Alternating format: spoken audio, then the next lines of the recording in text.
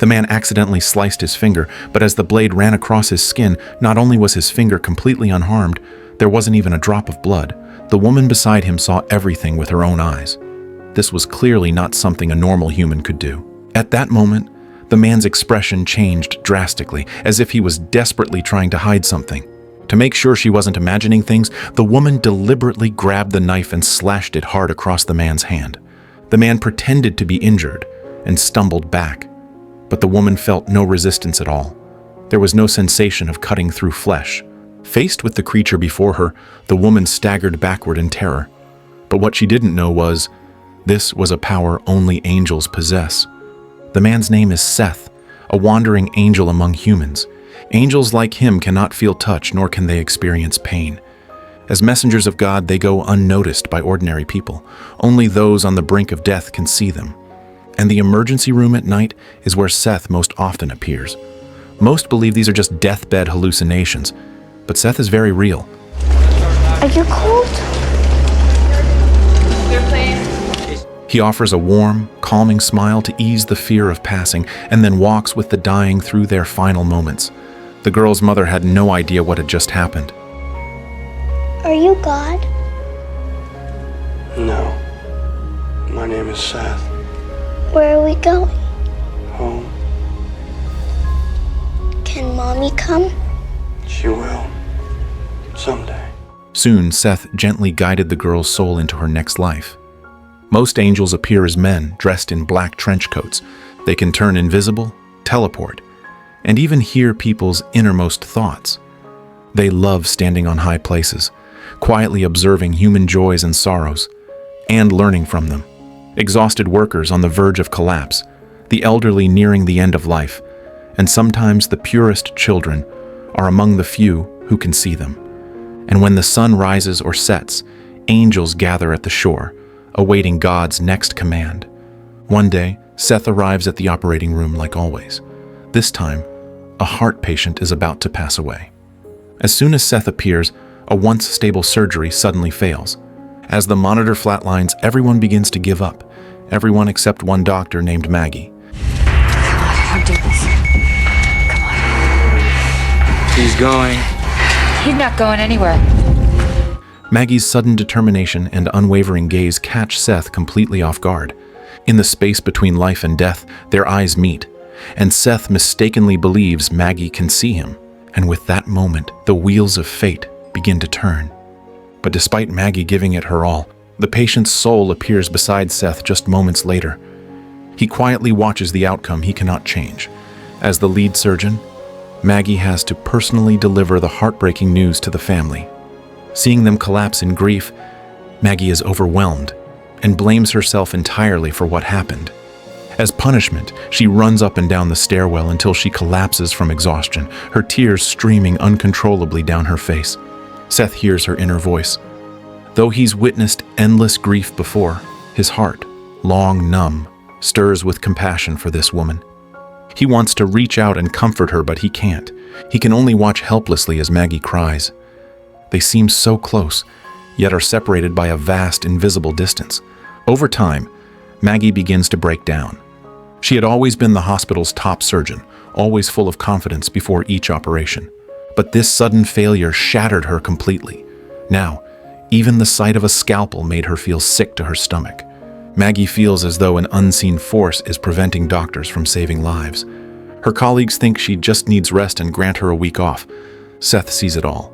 Wanting to help her, he turns to his fellow angel, Cassiel, and asks if there's a way for humans to see angels.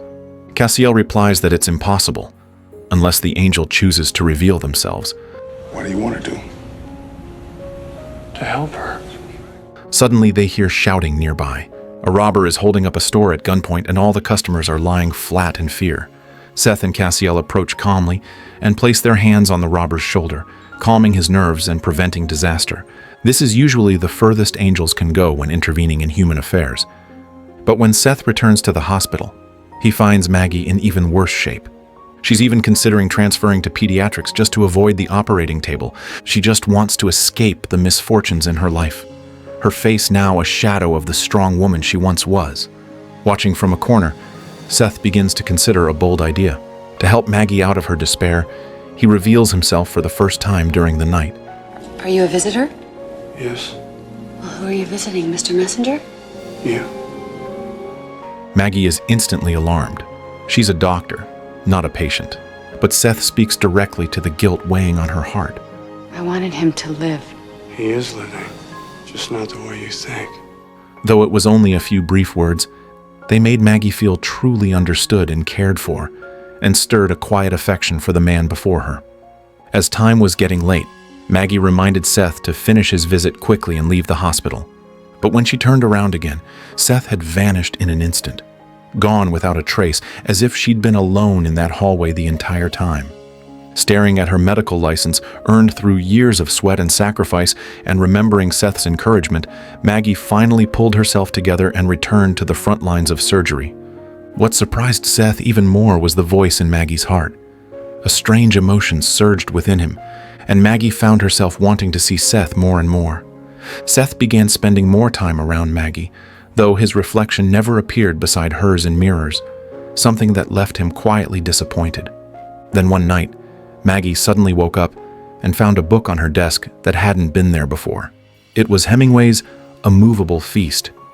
Unable to fall back asleep, Maggie spent the whole night reading. The next morning, she brought the book to her boyfriend, Jordan. How did you know that What are you talking about? I didn't give you this book. Strangely, Jordan had no idea where the book came from. So Maggie went to the library to check the borrowing records, and the moment she stepped inside, Seth felt her presence. The next second, Seth appeared in front of her, pretending to bump into her by chance, startling Maggie. Even more surprising was how deeply Seth understood the book in her hands. Like a well-read scholar. That made Maggie curious about his profession. Seth answered solemnly, he was a messenger of God.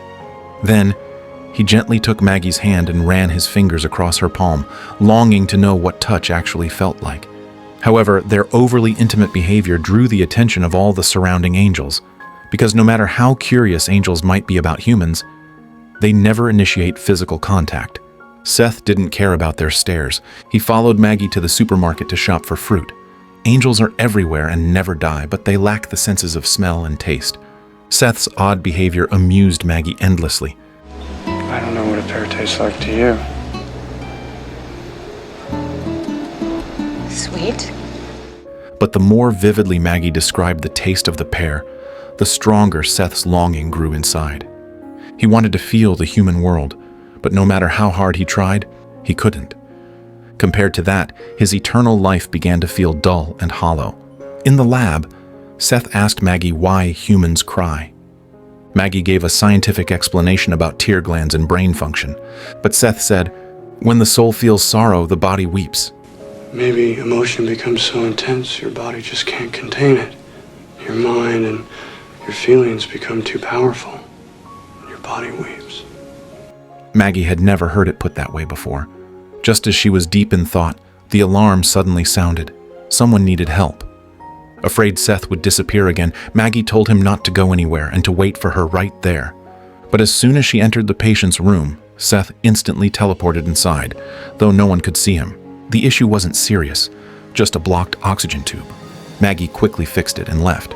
Seeing that the patient was still slightly uncomfortable, Seth gently placed his hand on the man's chest, and instantly the man seemed to relax. I can't see you, but I know you're there. Go back and tell him that I'm not going. Not yet. Seth was stunned. Humans were never supposed to sense an angel's presence.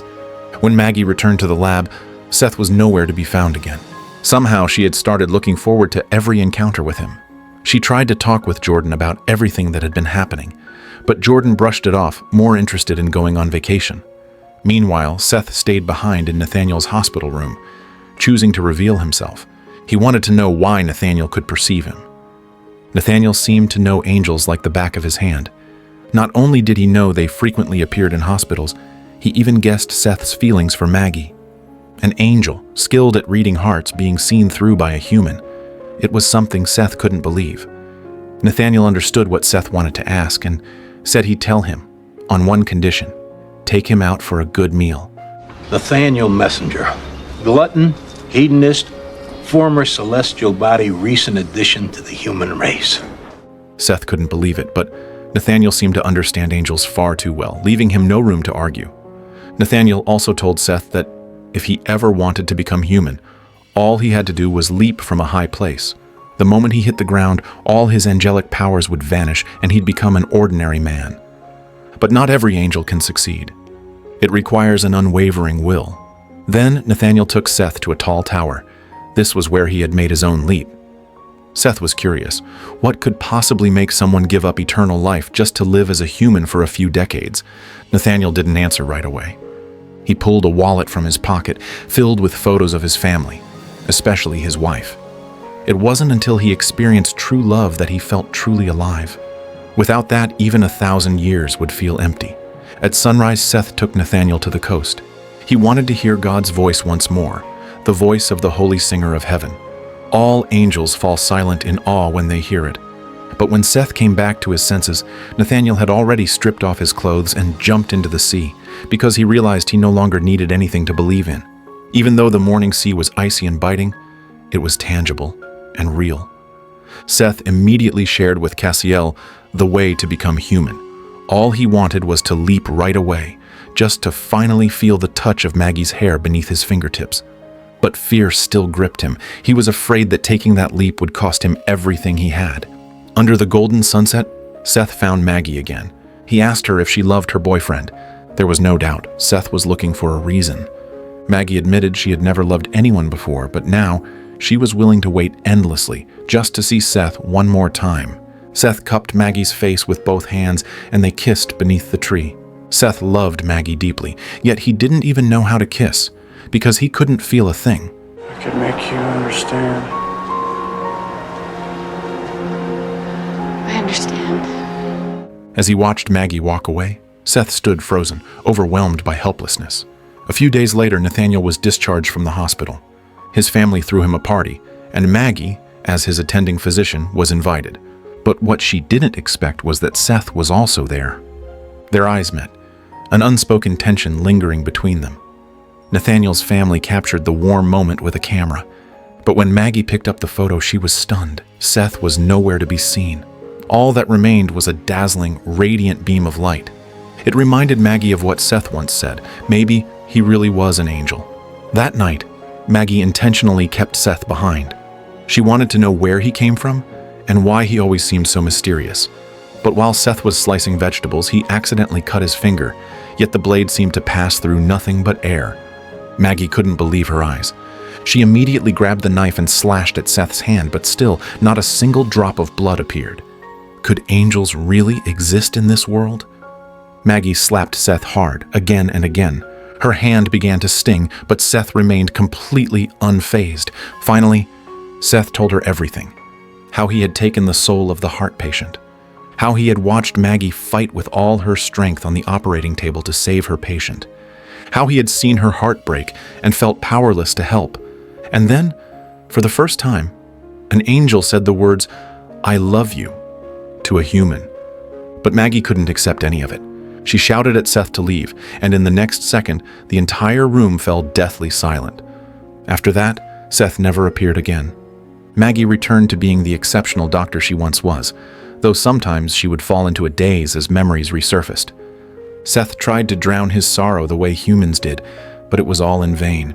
Eternal life had become a shackle, cutting him off from everything beautiful in the world, especially from the ability to love. Maggie's spirit sank lower and lower, as if life had lost its center of gravity. She often found herself staring blankly at the glowing remnants of the sunset. One day, Jordan walked in and suddenly dropped to one knee, proposing to Maggie. But Maggie had never imagined marrying Jordan. All the sorrow in Maggie's heart had nowhere left to go. I don't understand a God who would let us meet if there's no way we could ever be together. Nathaniel couldn't bear to see Maggie and Seth continue like this, so he told Maggie the truth. As someone who had walked the same path, he told Maggie about the nature of angels and the price they must pay to become human. He warned her that Seth might give up everything in a moment of impulse. Maggie believed Seth shouldn't make such a sacrifice for her, so she went to the library once more, silently calling out to Seth in her heart over and over. And at last, Seth appeared again. Maggie said to Seth, I want to say goodbye. I don't want to see you again. Under the watchful eyes of all the other angels, she walked out of the library without looking back, hoping her coldness would stop Seth. But Seth refused to accept that. He couldn't bear to lose the one he loved. He couldn't accept watching Maggie spend her life with someone else. Before him stretched a vast chasm. Just one leap would take away everything he had and give him everything he longed for. If he couldn't feel the breeze brushing his cheek, then having wings meant nothing at all. They say angels fall for love, and now that legend was becoming real. When Seth woke up again, he already had human eyes, and the color red that symbolized life. He greedily tasted the sharp tang of blood, feeling the pain of his torn wings sear across every inch of his body. You see me? You see me? Can you see me? Oh yeah, we can see you all right. Is it red? Color. What color were the drugs you took? Reborn, Seth skipped down the road with joy. He rushed to the hospital to find Maggie, only to be told she had already left. He wanted to go after her at once, only to realize he had no money. Just then, an old, run-down car honked. Seth thought someone had come to help, but instead, he was knocked to the ground with a punch. 4 burly men jumped out and stripped him of everything, even his shoes. Barefoot, drenched in rain, Seth stood alone, silently praying for his old companions to help him one last time. Eventually, a kind truck driver stopped to help, and on the bench by the roadside sat a familiar figure. When Maggie opened the door to her home and saw Seth, soaking wet from the rain, she knew there was no escaping this anymore. They sat together by the lake at dawn. Angels often ask the dying what they loved most in life. This is it. This is what I like best. You and me, Mr. and Mrs. Plate. And in that moment, Seth felt as though he had captured all the beauty this world could offer. He savored the joy of a warm shower, the scent of perfume in the air, while Maggie rode her bike into town to buy food for lunch. In this quiet little town, no one would come to disturb them. It seemed that happiness had finally arrived, but God gave them only one night to hold each other close. Without warning, tragedy struck and tore everything away. Seth immediately sensed something was wrong. By the time he arrived at the scene, the truck driver had already left to call for help, and all that remained was Maggie, lying on the ground, barely clinging to life. I'm sorry. Oh God, no, Maggie. To touch you and to feel you. To be able to hold your hand right now. Do you know what that means to me? Do you know how much I love you? Seth desperately tried to hold on to her, but Maggie could already see the angels. They asked her what she loved most, and she simply looked at the man in front of her. On the day of her funeral, even the sky wept, rain pouring down Seth's face.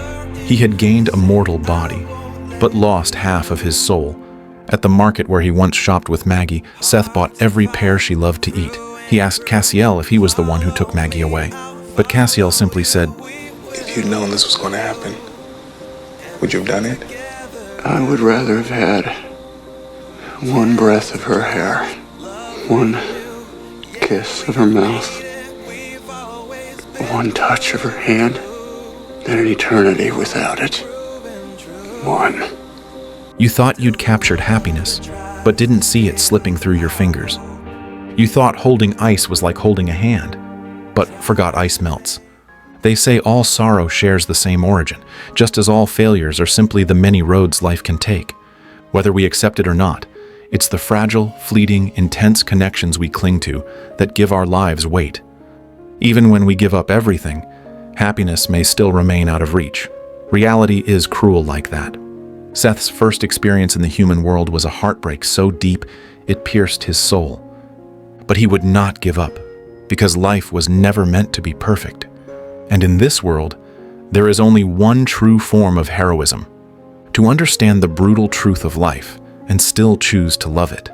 We were all angels once. We knew how broken this world was. And still, there are those who press forward again and again.